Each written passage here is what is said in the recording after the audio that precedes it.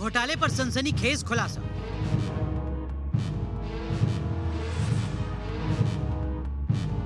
गंगा के पानी की तरह सब साफ साफ नजर आएगा।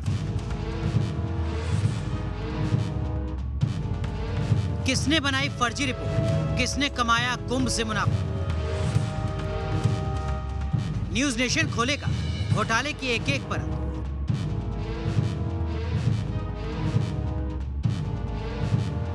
पूर्वी दिल्ली का पता दिया गया, लेकिन पूर्वी दिल्ली में तो भिकाजी कामा पैलेस है ही नहीं। साफ नहीं है कि उसका दफ्तर है तो है कहां। ये अपने आप में बड़े सवाल खड़े करता है। कुंभ का एक एक क्रिमिनल आएगा सामने। रिपोर्टर ने ढूंढ निकाले फर्जी पते, फर्जी अड्डे।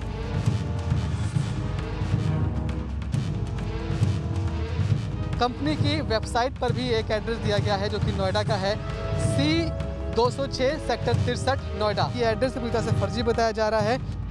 हरिद्वार टू कानपुर फर्जीवाड़े का पूरा पर्दाफाश। बड़े पैमाने पर जो जांच हुई है वो फर्जी तरीके से हैं। लोग हरिद्वार पहुंचे ही नहीं, लेकिन उनकी नेगेटिव और पॉजिटिव रिपोर्ट उनके मोबाइल पे पहुंच गई। मोक्ष से जुड़ी घोटाले की टोक, कुंभ में घुसे काले चोर। नमस्कार, आप देख रहे हैं न्यूज नेशन में हूं पिनास त्यागी। खबर कट टू कट में सबसे पहले आपको दिखाएंगे न्यूज नेशन की वो एक्सक्लूसिव रिपोर्ट जिसके जरिए न्यूज नेशन ने आपको बताया था कि कुंभ में किस तरह से कोविड टेस्टिंग के नाम पर लाखों लोगों की जिंदगी के साथ खिलवाड़ किया गया और कुंभ को बदनाम किया गया। और अब आपको बता दें कि सरकार हरकत में आई है और एक एक कर इन तमाम पर्दों से जिन लोगों ने इस पूरे फर्जीवाड़े को अंजाम दिया उन तक पहुंचने की कोशिश में जुट गई है। किस तरह से फर्जी टेस्टिंग के नाम पर कुंभ को बदनाम किया गया और लाखों लोगों की जिंदगी को पेंडेमिक के माहौल में ताक पर रख दिया गया, न्यूज नेशन ने आपको दिखाया। और आज न्यूज नेशन आपको दिखाएगा ग्राउंड जीरो पर उन शातिराना टेस्टिंग साइट्स के अड्डों पर पहुंचकर कि कैसे आखिर इस पूरे गोरख धंधे को अंजाम दिया जाता था, क्या कुछ लूप होल्स थे। जहां अभी तक सरकार नहीं पहुंची वहां न्यूज नेशन के रिपोर्टर्स पहुंचे हैं उन अड्डों पर जहां से ये पूरा का पूरा ऑपरेट होता था नेक्सस।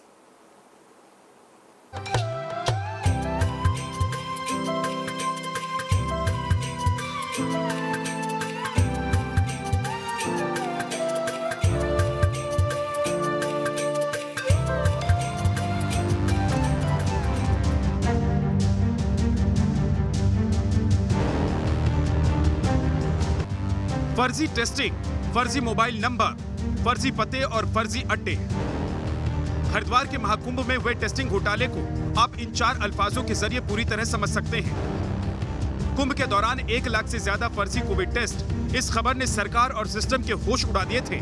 जिम्मेदार अधिकारियों के पास जवाब नहीं था और सरकार ने चारों दिशाओं में जांच का दायरा फैला दिया। इस केस में आज एक बड़ा एक्शन सामने आया जब कुंभ में फर्जी टेस्टिंग के आरोप में 3 कंपनियों के खिलाफ केस दर्ज किया गया। ये कंपनियां हैं दिल्ली की लाल चंदानी लैब, हिसार की मालवा लैब और दिल्ली एनसीआर की मैक्स कंसल्टेंसी। 3 कंपनियों के नाम सामने आ चुके हैं। तकरीबन 1 लाख फर्जी कोविड टेस्टिंग का आंकड़ा भी सामने था। आखिर ये घोटाला किस तरह हुआ और इस घोटाले की जड़ें कहां तक फैली हुई थी, इसी को जानने और आपके सामने लाने के लिए न्यूज नेशन ने की ऑन ग्राउंड इन्वेस्टिगेशन।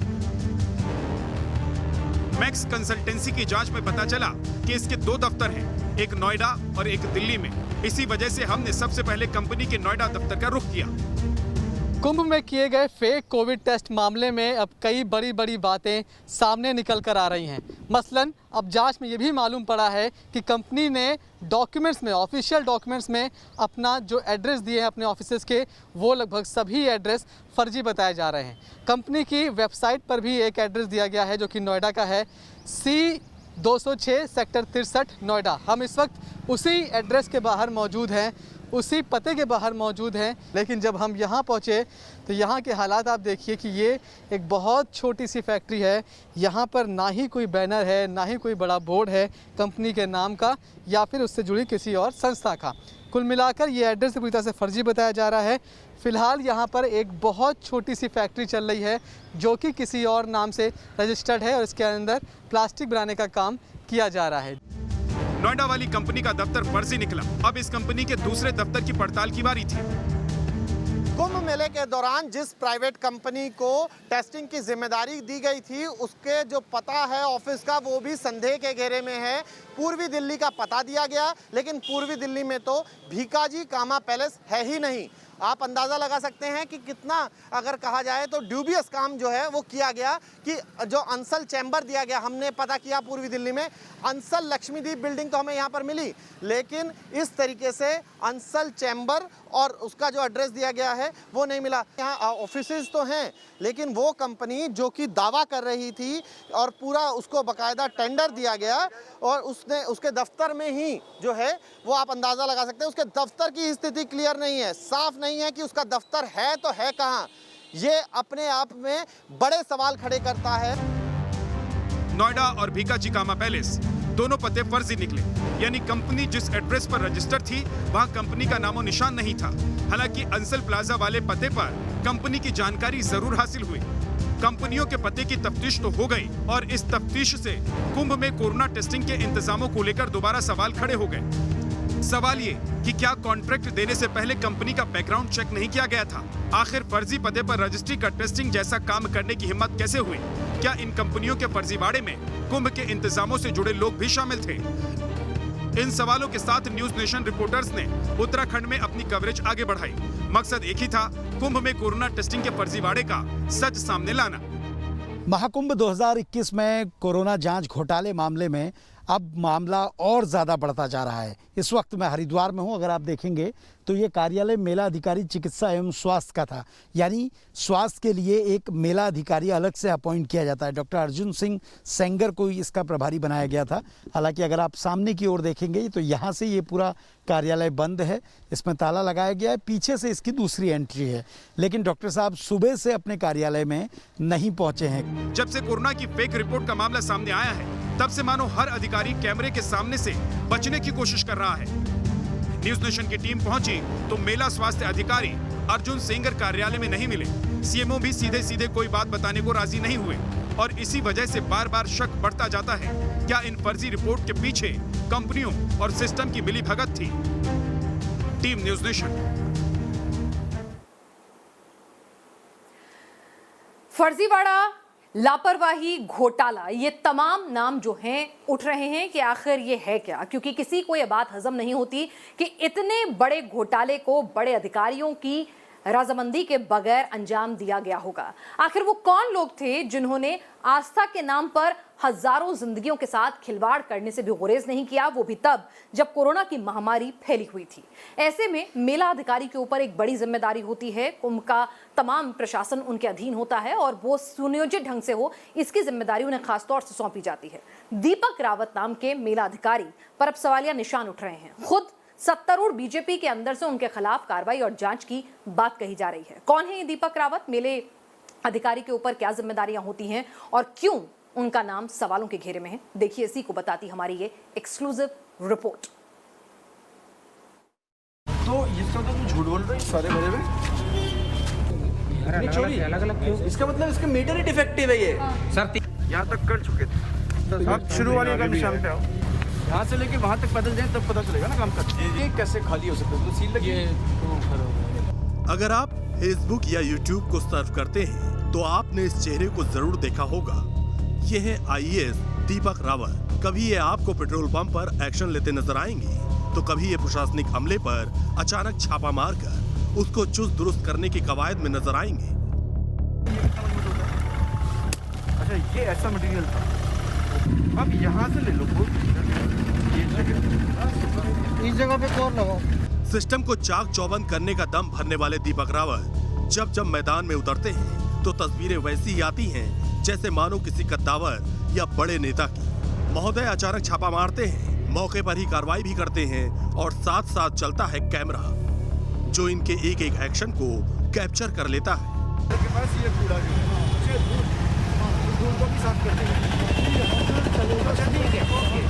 इतना ही नहीं, रावत साहब का अपना YouTube चैनल भी है जिस पर आपको इनकी हर बड़ी कार्रवाई, इनकी तेज तर्रार पर्सनैलिटी नजर आ जाएगी। और तो और इस चैनल के लाखों फॉलोअर्स भी हैं। यही चेहरा आपको हरिद्वार में हुए कुंभ आयोजन के दौरान भी नजर आया होगा।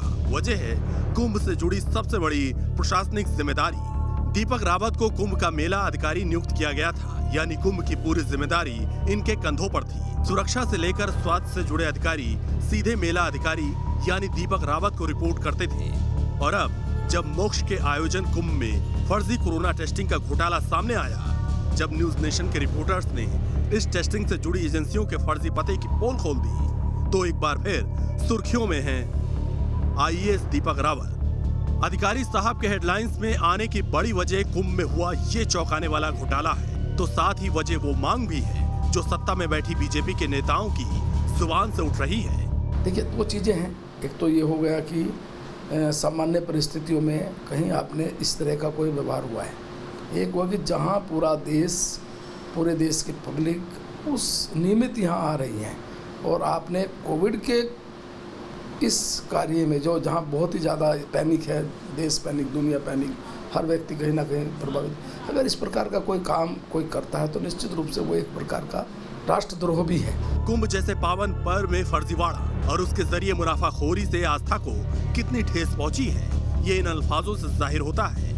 और इसी वजह से बार बार दीपक रावत सवालों के कटघरे में नजर आते हैं। लोग पूछ रहे हैं, जितनी शिद्दत से जनाब वीडियो बनवाते हैं, उतनी शिद्दत से कुंभ के इंतजाम देख लिए होते तो ऐसा घोटाला नहीं होता। आवाजें उठ रही हैं कि जितनी मेहनत सोशल मीडिया पर पॉपुलर होने के लिए की गई, उतनी मेहनत कुंभ के सेंसिटिव कोरोना टेस्टिंग के लिए की गई होती तो लाखों जिंदगियों के साथ खिलवाड़ नहीं होता। सिर्फ आम जनता या नेता ही नहीं, अब तो हरिद्वार के अधिकारी भी कबूल रहे हैं, कहीं ना कहीं लापरवाही जरूर हुई है, कहीं ना कहीं ऐसा कोई लूप होल छोड़ा गया जिसके चलते आरोपियों ने न सिर्फ फर्जी कोरोना टेस्टिंग की बल्कि सरकार को भी चूना लगाया। नहीं, सर का जैसा आदेश है उस हिसाब से कार्रवाई की जाएगी। बाकी अब जो भी जांच हो है उसके हिसाब से आगे का जांच ही होगा। सिस्टम लापरवाही या यूं माने कि मिलीभगत को नकार नहीं रहा है। स्थानीय नेता बार बार दीपक रावत की भूमिका की जांच की मांग कर रहे हैं और श्रद्धालुओं को इंतजार है कब कुंभ में किए गए टेस्टिंग घोटाले के गुनहगार पकड़े जाएंगे। हम भी आपको भरोसा दिलाते हैं, जब तक आस्था के नाम पर किए गए इस पाप का सच सामने नहीं आएगा, तब तक न्यूज नेशन आपको इस बड़ी खबर से जुड़ा हर अपडेट, हर पड़ताल दिखाता रहेगा। Team news nation. और आइए आपको दिखाते हैं कि किस तरह से ट्विटर से लेकर सरकारी हलकों तक और तमाम लोगों के बीच में चर्चा का विषय बने रहे बुजुर्ग, जिनके ऊपर कहा गया, एक ट्विटर पर एक वीडियो जो है वो वायरल हुआ कि उनको जबरन इनकी दाढ़ी कटवाई गई और उनको जय श्री राम बोलने पर मजबूर किया गया। जब सनत साहब के इस वीडियो को लेकर जांच की गई, आगे पुलिस की कार्रवाई बढ़ी, तो कुछ ऐसे चौंकाने वाले खुलासे हुए जिसने इस पूरे मामले को ही कटघरे में ला दिया है। अब इनके हिमायती और इनके लिए इंसाफ की मांग करने वाले लोगों और इस वीडियो को बनाने वाले लोगों पर भी सवालिया निशान उठ गए हैं और पूछताछ जारी है।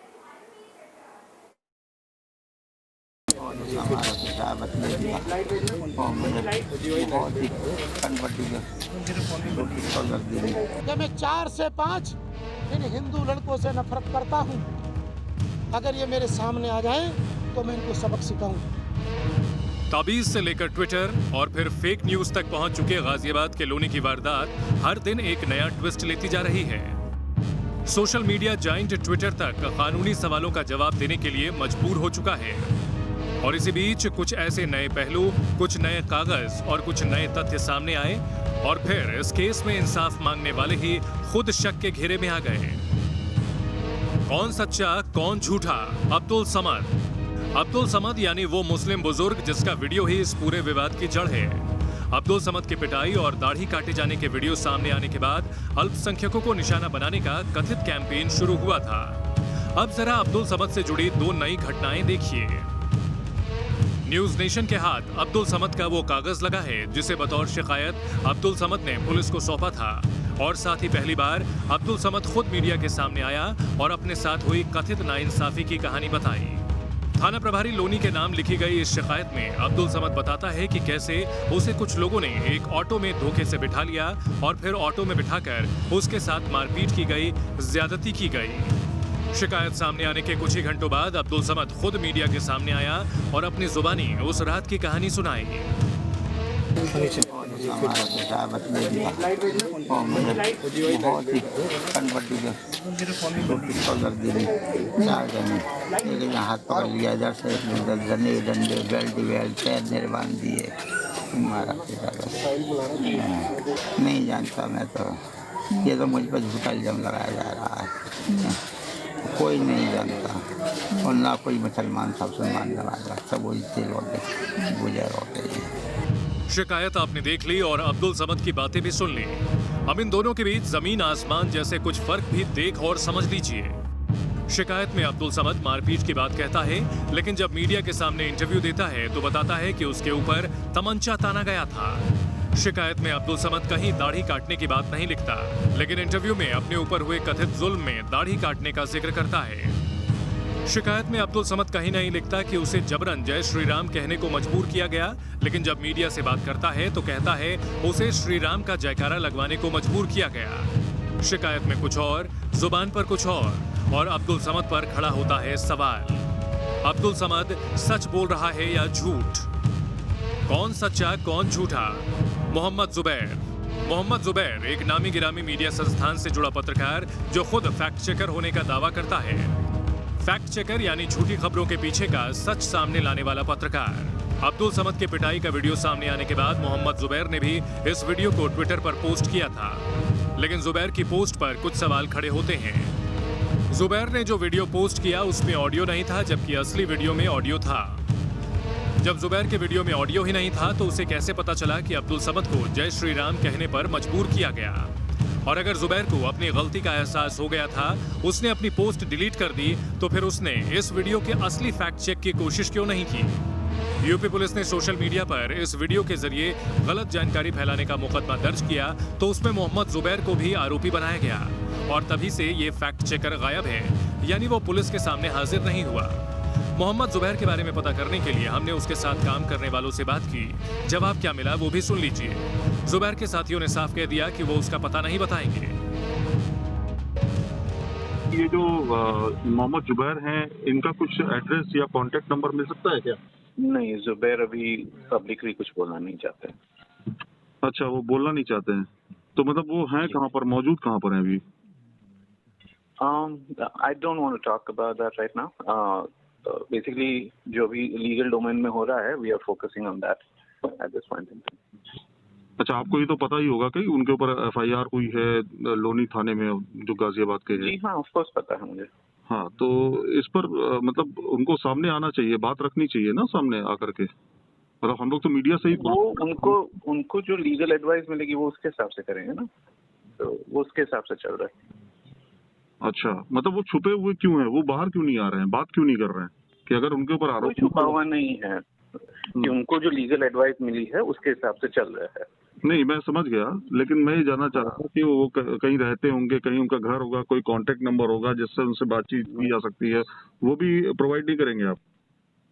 नहीं करेंगे, क्यों करेंगे? मैं अभी बोल रहा हूँ ना कि जो लीगल एडवाइस है उसके हिसाब से चल रहा है। हम लोग बिल्कुल समझते हैं कि किन लोगों का क्या मोटिवेशंस होता है और क्या एजेंडा होता है, तो आप तो को फाउंडर हैं, इस बात को तो आप समझते हैं कि आर्ट न्यूज जो आप चला रहे हैं इसमें बाकायदा आप तफ्तीश करते हैं, बाकायदा उस केस में जाकर के इन डेप्थ स्टोरी करते हैं, फिर उसके बाद जो सच निकल के सामने आता है उसके बाद आप उसको पब्लिश करते हैं, राइट? लेकिन इस केस में तो पुलिस ने जो कहा है और कहा है कि इस तरह के कोई भी धार्मिक हाथापाई नहीं हुई, वो तो धार्मिक नंबर वन ये ऑल्टी से पब्लिश किया है क्या? नहीं, मैं आपसे जानना चाह रहा हूँ, तभी तो उनके ऊपर केस दर्ज हुआ है कि इस तरह से भ्रम फैलाने की कोशिश की गई उनके ट्विटर हैंडल के द्वारा। फैक्ट चेकर मोहम्मद जुबैर की इसी गुमशुदगी को भी खबर देखने वाले कटघरे में खड़ा कर सकते हैं। अगर मोहम्मद जुबैर को लगा कि उसकी पोस्ट गलत है और उसने वीडियो डिलीट भी किया, तो फिर पुलिस के सामने क्यों नहीं आ रहा है? अगर मोहम्मद जुबैर के साथ काम करने वालों को लगता है कि जुबैर बेगुनाह है, तो वो उसका पता क्यों नहीं बता रहे? क्लोज। तो इस बुलेटिन में फिलहाल के लिए इतना ही। देश और दुनिया की तमाम अहम खबरों के लिए आप बने रहिएगा न्यूज़ नेशन के संग।